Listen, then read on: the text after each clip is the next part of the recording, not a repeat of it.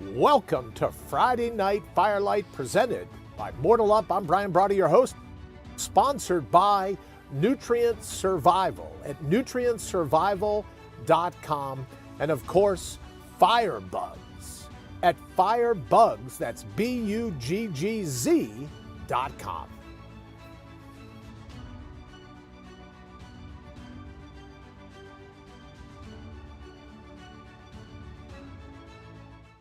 Good evening once again, and welcome to an all-new version of Friday Night Firelights.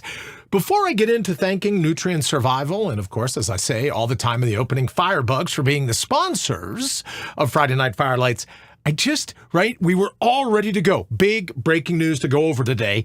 We were all ready to go last week, and I thought I would throw in this little gem. So, yes, you're right to identify the one thing in the picture as a baseball, standard side baseball, right? You know it. You love it. But it's surrounded by three different chunks. Now, there were only three that would fit in the frame, but they were everywhere. This is the hail. This is the size of the hail that was recorded at our broadcast facility in southeastern Michigan. As you well know, we put the signal up to the broadcast facility, and they go ahead and propagate it out to, Wayne, who is the master of ceremonies, if you will. He goes ahead and makes sure that it's broadcast out around, just to whoever's watching, right? So, but I want you to see what he was subject to. This is golf ball. Forget that. This is baseball, almost softball size hail that fell, took out his roof, took out his shed, took out 3 or 4 windows, took out the computer. So the power surge caused, I don't understand the technical aspect of it, but Wayne most certainly does. The power surge caused the motherboard to fry. I guess I didn't know motherboards could fry, but the power outage and subsequent surge, or maybe the surge and the subsequent power outage, blew the computer. It smelled like me trying to cook in the microwave, to be honest with you. It just smelled, and it was all blown, so we couldn't do the show. But so when people go, oh, well, wow, that worked out pretty well, I thought, once again, I would just show that picture. This is baseball plus sized hail here in not far in the Midwest, just north of us in southeast Michigan. And again, Wayne, good luck. And now the battle begins, right? As we say, you got to outbrutal the brutal. Well, he is certainly in the process of outbrutaling the brutal when it comes to contractors and insurance companies and this and that and everything else. So all the best to Wayne, but I want to give you an idea of where we were last week. Okay, now, getting to it. I want to jump right into this because the title of the show, now, granted, we've been said, some of the most provocative podcast interviews on the net. They've said that about us. He's clearly out of his mind, to which I responded, that's the plan. That's been said about us. But here's what I'd like you to just contemplate. Suppose for a moment, just a moment, that, like me, your life coach is an extraterrestrial, right? So now, just hear me out on this, because the particulars of it, all the rest of that, that's near and dear to me. That's personal to me. That's precious to me. So I'm not going to share it, nor am I going to debate it with all the brainiacs out there. Oh, there are extraterrestrials. They're not extraterrestrials, right? I'm not getting into all that. But let me just say, if there were, right, let's take your opinion. You're saying, oh, I don't know, this extraterrestrial, the grays, the aliens, the UAPs, the UFOs, it's all over the government now. They're having hearings, and fighter pilots and CIA guys and girls, right? Everybody and their brother going, they exist, they exist, they exist. Well, imagine for a moment that your life coach was an extraterrestrial. What would the extraterrestrial say to you? Just imagine, jump ahead, because there's all kinds of things that the human mind doesn't know, right? We give ourselves a lot of credit. We say we're really, really, really, really smart. And we're not. We're really dumb. When you think about it, because I love to ask people the question, can you explain to me the origins of dark matter? Can you explain to me the origins of dark energy, which fuel, just a total almost total percentage of the universe. We can look at the visible light spectrum. We see a little bit, but there's all kinds of things we don't see. That doesn't change their reality just because we can't sense that reality. It doesn't change their reality. They exist. Just you and I are too dim-witted. No, right? Save the emails, although you're welcome to send emails all the time. Save the emails. Dim-witted isn't a negative attack. It just means our ability to sense things around us. We have monocular vision. We have tunnel vision. We can't see and can't sense a lot of the things going on. So imagine for a moment that your life coach, your business coach, your strength coach, your therapist, that would be a good one. For you and I, for those that don't believe in talk therapy anymore, imagine for a moment that your therapist was an extraterrestrial. What would the extraterrestrial say to you about how you're leading your life? Which ultimately, I think, which is why we close every Friday Night Firelights, we close it by saying, what will the flames say to you? Right? If it's not about normal communication, not about you and me running our yaps, what would the flames, like a giant Rorschach test, what would the flames say to you? So imagine for a moment you could hang out and, right, your extraterrestrial pulls up, you hop on the couch, you spend a few minutes, you talk to the extraterrestrial. What would they say to you about how you and I lead our lives, right? Because they're clearly advanced. They're clearly years, hundreds of thousands, tens of thousands. Who knows, right? Just all kinds of years old. Saw a report this week that says, scientists now suggest that we may have to reevaluate the age of our universe, given some of the pictures that are coming back from the James Webb telescope, right? Because the Hubble, well, look, here's the Hubble, perfect example. The Hubble, that's old news. Hubble telescope, whatever, that's old news. James Webb telescope, it's going deeper, farther, right? Seeing all the way back into our past. And they go, yeah, you know what? That whole thing about the universe and the billions of, we were wrong. We were wrong. The universe could very well be double the age that we thought. My wife and I, got to be honest with you, we dig watching Ancient Aliens because we look at it all the time and go, well, it's possible, right? Given some of these things, how could you, the Nazca lines, right? Unless you were well above the surface of the Earth, how could you draw those pictures? Why would you even want to draw those pictures? You're walking around going, I think I'll draw a picture that you can only see from space. How would you even know the concept of space if you hadn't been up there in space? Look at now. What'd you do? Grab a quick lift from a pterodactyl? And that was your evidence as to, well, there's some space up there. I got to tell you, we got to draw these big pictures. No, of course you wouldn't do that. You have to have been up there in order to be able to discern what's going on the surface, on the face of the Earth, on the Earth's skin, right? So imagine for a second the extraterrestrials, years advanced, years in the lead of us, just down the road, right? If they're able to drive these UAPs or these UFOs, tomato, whatever you want to call them, they're able to drive these things and they go, it defies all knowledge, right? It defies all of human ability, as puny as it is. Well, there's not a lot of scientists calling it puny human ability because they think that they're just the cat's ass when it comes to all things, everything. But suppose you and I are willing to admit that we may not know it all. There may be some things. What did Billy Shakespeare say? Horatio, there may be greater things in your dreams than you and I can imagine. Maybe so. So if that's the case, what would they say? Would they look at us and go, yeah, you people are mashugana, right? Or maybe they look back and go, yeah, I remember when I had my first beer. Or they look back and go, yeah, kindergarten, I get that. Yeah, your people, they were pretty juvenile. They were pretty young. We used to, way back. I could tell you stories way back when we used to believe in all the nutty stuff that you believe in. And I've got to tell you right off the bat, you know how I am about this whole woke theory. I call DEI. What is it? Delusional? No. DEI. Diversity, equity, and inclusion. I've called it for as far back as I can remember IEDs. Because I believe they're destroying our future for the human mind to believe, right? For the human mind to believe that your abilities are dictated by the color of your skin, right? We give these people driver's licenses. It's amazing to me. But in any event, One of the first things I think, right, wink, wink, nod, nod, Extraterrestrial says to me, yeah, we don't get this whole skin color thing. This IED that you're always talking about, Brian. He goes, we're all gray. Right? So as extraterrestrials go, we don't look around and go, oh, he's a different shade of gray. She's a different shade of gray. They don't even look around and go, it's a he or a she, right? They go, yeah, you're focusing on some crazy stuff. That's not the content. Right? That's not the things that we focus on. That's not the things that we know, that we concern ourselves with. We all got gray skin. For that matter, maybe baldness isn't a big deal either, because have you ever seen an alien with like a shag haircut or a mullet? Ever seen an alien with a beard or a Fu Manchu or a goatee? Flavor Saver, for those of you.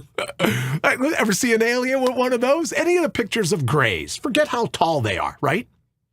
Ever see any of them? I think the reason they have big eyes is they're constantly looking around. I'm told they want to be able to draw in more and more and more information. That's why their eyes are so big. And another thing I will tell you that I've learned, if you want to believe that an extraterrestrial could be your life coach, let me ask you a question. You ever see a picture of an extraterrestrial with ears the size of an elephant? You ever seen a picture of an extraterrestrial with ears the size of a mouse? Little titmouse, little field mouse. Ever see one? No. Why? Because they don't care about your whining. They don't care about what you're offended by. They don't care about what you're triggered. Pickles. You'll be okay. They don't care what you're triggered by. They don't care about. They don't. So they don't have ears, so they don't have to listen to all the insanity. I got to tell you, it's a pretty great gig. No wonder they've been able to master flying spaceships, whatever they're called, UAPs, UFOs. No, it's no wonder to me that they're able to break the laws of gravity, that they're able to do time warps or time tunnels or any of the different things you heard about, right? Because their brain power is working on things that matter, not about dividing each other. Oh, we hate those light grays. They're so much different than the dark grays. We can't get along with those grays. No, you never hear that. They never tell me. It never happens. I'm just saying, right? So if they clearly are that advanced, they're not worried about all the things that you and I use to divide each other. Can I tell you something else? Now, this is as controversial as anything I've probably ever said. I think this whole Area 51 thing, right? Oh, we need hearings. So some political dog and pony show that we can drag people to Capitol Hill and they'll go, raise your right hand. You put your left hand on the Bible, raise your right hand, right? Like anyone. That's a different story. Never mind. Remember to talk to me about a large percentage of the people at Capitol Hill that put their hands on the Bible to take an oath, right? Really? These people? Really? Really? Really? Okay. So in any event, they're raising their right hand and they're going, oh yeah, we saw this, we saw that, we saw extra biologics, or what they call it. Oh, we saw bodies that some were alive, some were this. They're keeping them in Ohio. They're keeping them in Area 51. There's bases all over the place. All of that. If they really are as advanced, then what the government fears, what the cabal you hear all the time, oh, well, they're trying to keep it secret because they're afraid that if they came out and said that extraterrestrials exist, wink, wink, nod, nod, some of us know that they do, if they came out and said extraterrestrials exist, oh, what would that mean to religion? What would it mean to the social order? What would it mean to, well, Tesla? Maybe Tesla knew. He was onto something where he said, you can have electricity in the air. Well, the power companies can't do very well if they can't bill you, right? If you're able to hold your hand up and like Uncle Fester from the Addams Family. I wish I had a light bulb. Do you remember him? Uncle Fester, he put that light bulb in and the light bulb, right? If you did that and the utility companies couldn't charge you money for electric, well, that would definitely change things. And if transportation was such that you didn't need to use fossil fuels, I got to tell you, heading over to the gas pumps this morning, I paid almost $3.40 a gallon. The oil companies can't be pleased about you figuring out, hey, you know what? Tesla was onto something. Guys in black suits stole all this crap before he died, but he was really onto something. No, I don't believe that they're trying to hold you back from the understanding of any of that. Nada, nil, zilch, zero, none of it. I think, and I've taken it from some pretty dialed in sources, let's say, I think, you want to know my opinion? Since you didn't ask, let me just answer. You want to know my opinion? I think the powers that be are scared to death that if you knew there were extraterrestrials and you listened to what they had to say, that one of the greatest inventions in all of the universe, as old, as wide, as expanding or contracting as it may be, one of the greatest inventions is the human mind. And when you use it the way it was intended, you're unstoppable. Well, the government can't have you unstoppable. Religions can't have you unstoppable. What kind of religious leader would you be if you were teaching folks, you don't need a middleman, you don't need preachers, you don't need rabbis, you don't need priests, you don't need a pulpit, you can connect with the divine, you are the divine, right? The Holy Spirit, Holly, or the Holy Spirit, Wholly, right? Big bang, big breath, you decide, doesn't matter to me what you believe, but it may matter to you, it does matter to you. So what I'm simply suggesting is they're scared to death that you could remember, as we say all the time in Mortal Up, you could remember not only who you are. Everyone's, well, it's really important for you to know who you are. Well, a bunch of bullshit. And that is almost as important. People say, well, you got to have goals. There's a Harvard study. All lies, all lies. No Harvard study. I've talked to Harvard. There was no study. So all these snake oil salesmen, I don't want to be sexist, all these snake oil salesmen and saleswomen that are convinced you, you ought to buy this goal-setting seminar. This is state of the art. No, it isn't, because you know what state of the art is? Living in the moment right now. Weaponizing is the term that I use from the military and in law enforcement, but cultivating your immediate surroundings so that you can pull off literally anything you set your mind to. I think that's what the extraterrestrials would tell us, and I think that's why the government is doing everything it can to keep you and I from understanding what's going on in some of these places. Because you wouldn't need big brother, big sister, big whatever. You wouldn't need big pharma. You wouldn't need big food. You wouldn't need the bureaucratic behemoth. You most certainly wouldn't need the legislative leviathan. You would remember who you ultimately are. And when it came to out-brutling the brutal, you would say, well, that's simply the price you have to pay for success. Look at the yin-yang. Everyone wants the yang. Everyone wants the good. Well, you can't get the good without a part of the yin. You can't get the good without the part of the yang. They're interconnected. So ultimately, if they're so interconnected, you could say, and really, smartest people on the planet wouldn't argue with you, you could say that there really isn't a good or bad, a heaven or a hell, that your mind doesn't create in and of itself. Because every good comes with an underlying bad, and every bad comes with an underlying good. At that point, who even knows what's good and what's bad? Maybe that's more of a blend. And I think that's what petrifies the powers that be. I don't even think it's the government. I think the government is like a fourth grader. I think the overall big business, I think the overall, hey, we got to get them to make money and then give us money so that they can buy pharmaceuticals, they can buy electricity, they can buy gas, they can buy this, they can buy that. How else are we going to bleed them to death? I think that ultimately that's the people. Those are the people. That's the thing that they're scared to death about, is you would realize that you and I do not need them. Take it from what the extraterrestrial said to me. You and I wouldn't need them because we know that we could cultivate the strength. We have the natural resources. We have the authentic vigor. We have everything we need to run the table of life, to successfully navigate the labyrinth of life, and to out-brutal the brutal come what may. Oh, my good golly, I talked about all of the hail, the baseball-sized hail, and I didn't get a chance to thank Nutrient Survival. Feed your freedom. There's another one, big food. Well, big food isn't at all thrilled about some of the, most certainly not thrilled about companies like Nutrient Survival, because you stock your pantry. Now, I'm not talking pantry envy. You stock your pantry, then you know that no matter what happens to you, people say, well, where'd you get your swagger when it comes to emergency preparedness? My swagger? Nutrient Survival's got my back. I've got the food I need. I'm not worried. Clear the shelves if you want, right? Who knows? Maybe there's a resurgence of COVID, heaven forbid. There's a resurgence of COVID and everyone runs out to the store to buy more toilet paper. There's no thinking anymore.